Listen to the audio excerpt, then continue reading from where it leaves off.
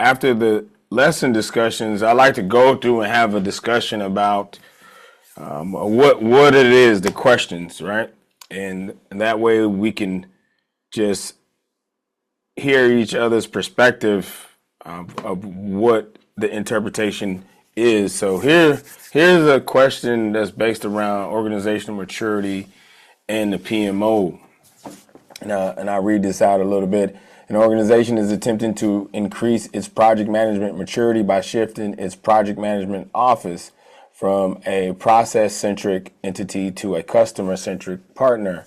While the PMO currently tracks delivery performance, senior leadership still views it primarily as a support function rather than a strategic enabler. To achieve a mature state, what should the PMO focus on delivering?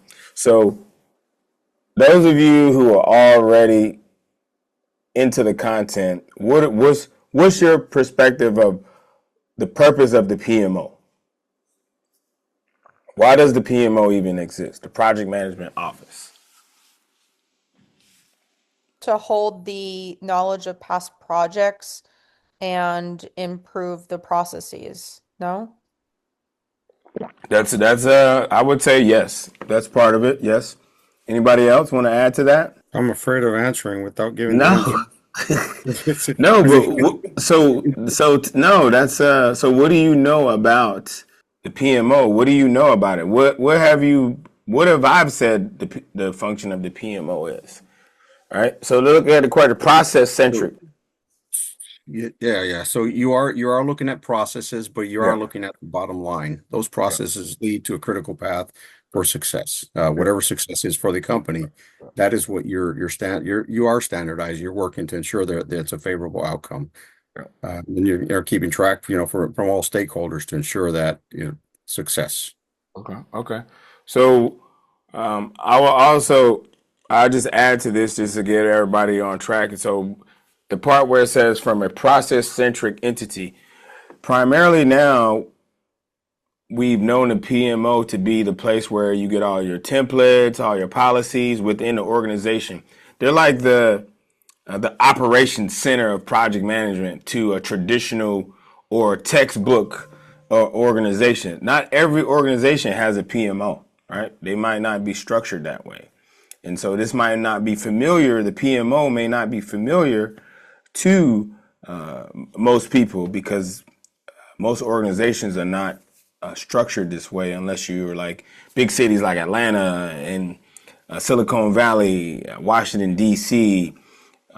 They are more likely, to have New York, these big cities, big corporations that use project managers as a vehicle to develop value for the organization. They will have that. So with this is coming from, just to give you some insight, with PMBOK Guide 8, the mindset is not only are we here for processes, but we're here to help be a customer service.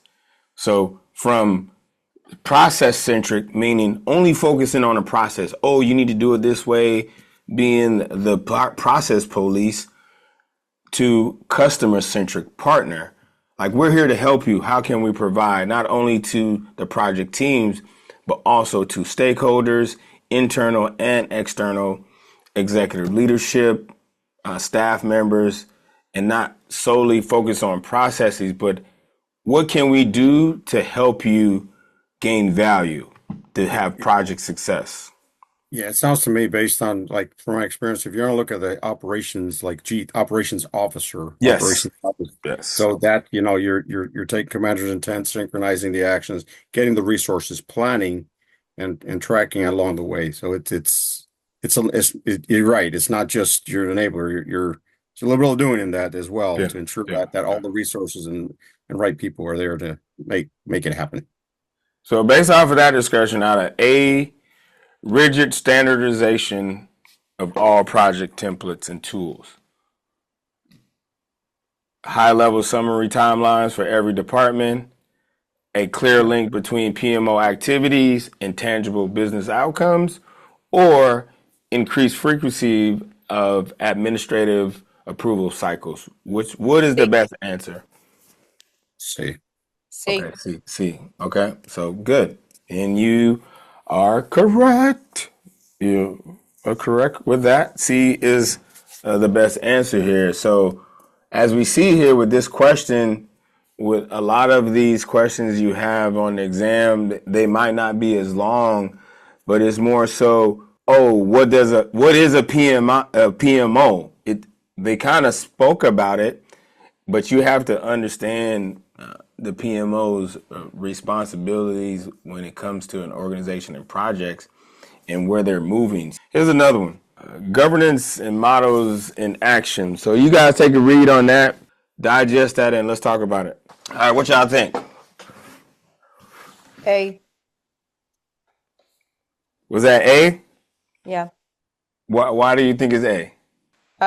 Because of the self-governance rather than like a traditional structure where the rules are already like prescribed and outlined. Mm-hmm. yes. And if folks don't know like what the rules are, the rights and lefts, then there could be like confusion about who's doing what and who has the authority. Mm-hmm. Mm-hmm.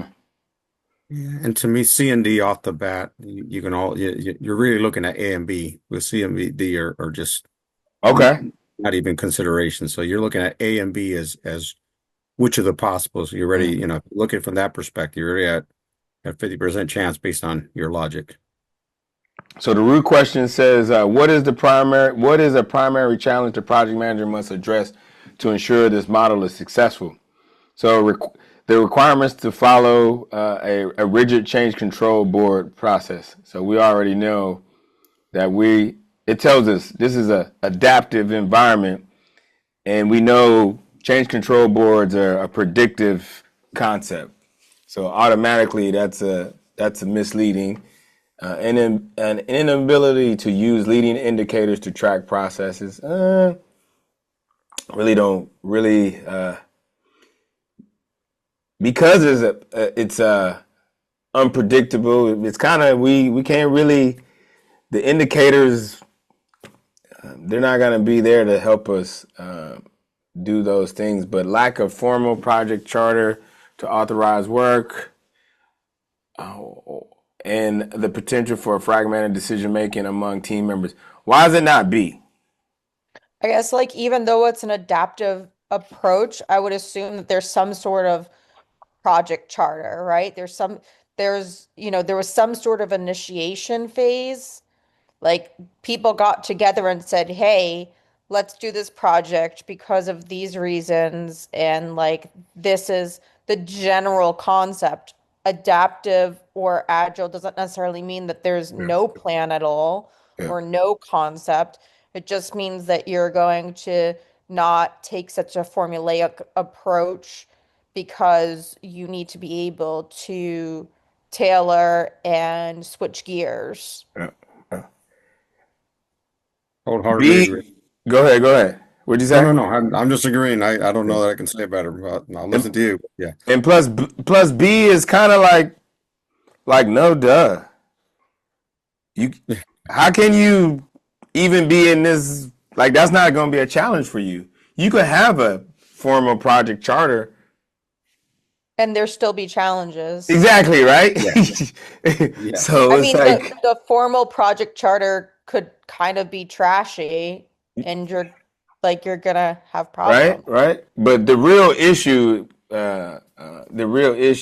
is the decision making, right? Because we kind of are self-governing, and so I even quiz you on this one.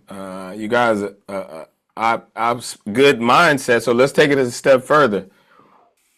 What team development theory would this situation here scenario fall underneath when it comes to if we're gonna have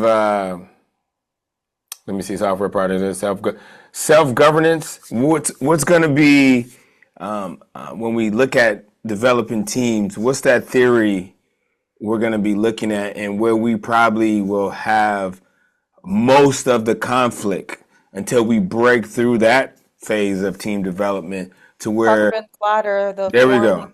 There we storming, go. forming, There we go. performing. There we go.